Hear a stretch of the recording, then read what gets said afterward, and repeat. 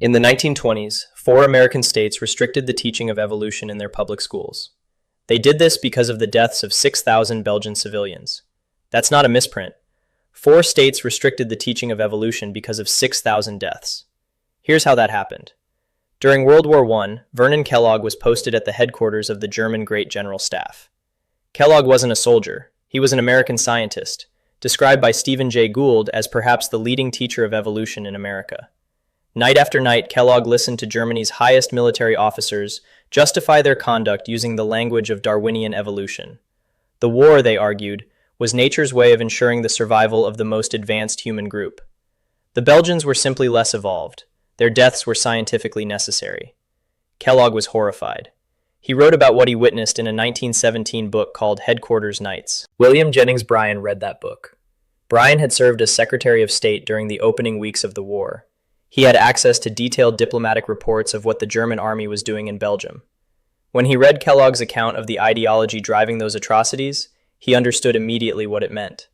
Bryan launched an anti-evolution campaign. He argued that Darwinism led directly to the rejection of God, the rejection of traditional morality, and ultimately to the murders in Belgium.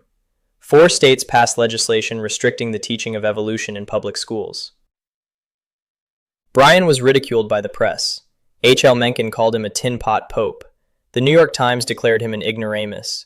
Most Americans today remember Bryan as a buffoon humiliated at the Scopes trial. But Harvard paleontologist Stephen Jay Gould, one of the most respected evolutionary scientists of the 20th century, read Bryan's actual arguments and had this to say. When he said that Darwinism had been widely portrayed as a defense of war, domination, and domestic exploitation, he was right. Gould admitted he found Bryan's source materials, including Kellogg's account, every bit as riveting as Bryan had. He came to understand Bryan's fears. He even agreed with them in part. So Bryan was right. A leading Harvard scientist confirmed it decades later. Now here's the question that this channel exists to answer.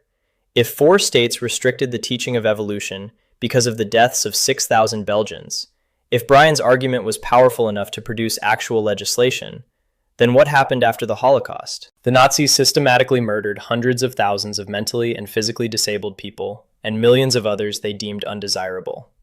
And they didn't hide what motivated them. They explicitly described their own movement as, in their own words, applied biology.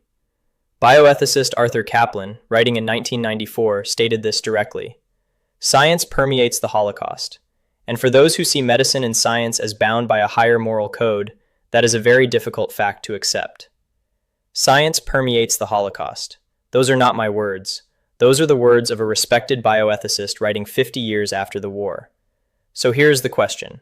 Bryan's argument moved 4 states to pass legislation because of the deaths of 6,000 Belgians. The Holocaust involved millions of deaths, explicitly justified as applied biology. Why did the Holocaust produce no equivalent backlash against science? That question has an answer. In 1944, 1 year before the end of the war, a young historian named Richard Hofstadter published a book called Social Darwinism in American Thought. Historian Ron Numbers, one of the most respected historians of science in America, had this to say about that book.